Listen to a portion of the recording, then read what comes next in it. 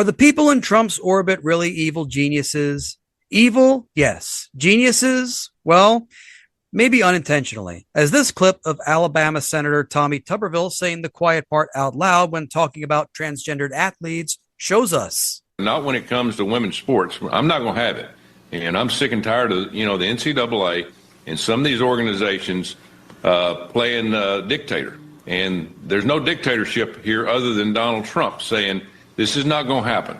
So NCAA needs to come back out and say, listen, we're done with transgenders in women's sports, whether it's practice, whether it's game, whether it's dressing in dressing rooms at practice or after a game.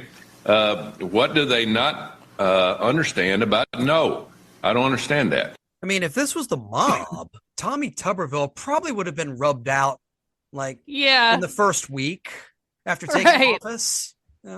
Yeah, he's no poker face in the drawer. He's not. No. He's not. But here's the thing too, is that we have allowed them to take that, and make that the number one topic of conversation. Understand, I will be 55 years old on my birthday, and I know 3 transgenders in my entire life.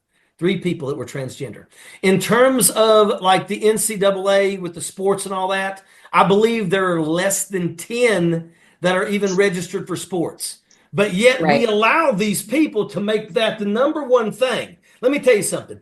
I do not know, and I challenge anybody to find a transgender person who went into a bathroom and basically preyed on a child. You're not going to find that. I don't think you're going to find it. But you sure as hell can find that with regular people out there, with regular guys that have went into bathrooms and done things, or went into women's bathrooms and done things against women. That happens all the daggone time. There's people that drop things in women's drinks and stuff like that all the time. Nobody wants to talk about that. Everybody wants to act like the transgender thing is the most important topic in this country, and it's not. There are less than 10 transgender athletes at the collegiate level across the country. So, knock it off. That's one of those laws that just drove me nuts, because I'm like, who is this for? Yeah. Who is this for? It's against less than 10 people.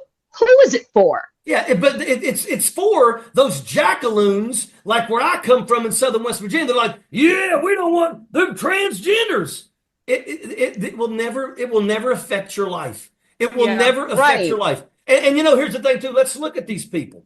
I know one transgender person who actually created her own job, and now she pays like 3 people living wages. They're taxpayers. These people, they want to belong. They want to be able to get things done. They want to enjoy peace in their lives. And we just refuse to allow that to happen. When my thing is just shut up, leave the people alone. Let the people be who they want to be. I don't care how you love, how you pray. I don't care. Just don't throw it on me. And once again, look, you're not throwing anything on me.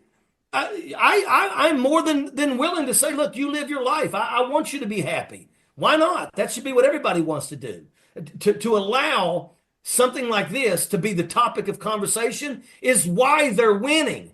And that's why they have such a poorly educated base. That's why they've been fighting public education for 50 years, because stupid people are easily duped. And they've duped them by thinking that transgender is going to upend their lives. And look, I fight with the pastor almost daily on my phone. And literally, I busted his ass because I'm like, he had the nerve to tell me that transgenders are taking over the world and that Kamala Harris was enriched in satanic values, but Donald Trump was the way, the truth, and the light. So once again, that's the problem. It's not just the poorly educated. It's these pastors out here who have looked outside at their flock and said, oh my God, look at all those Trump Vance stickers on their cars. Those people put into my kitty every daggone week. So I can't let them know that Donald Trump is an evil man. I've got to go with it. And that's what they did. The woman who wanted to allow young people to be able to afford their first home, a woman who wanted to lower prescription drug costs, a woman who wanted to do so much for the people in this country got vilified while they literally acted as if Donald Trump was the second coming of Christ. And you know what? they're going to pay for that in this life or the next, but they're going to pay for it.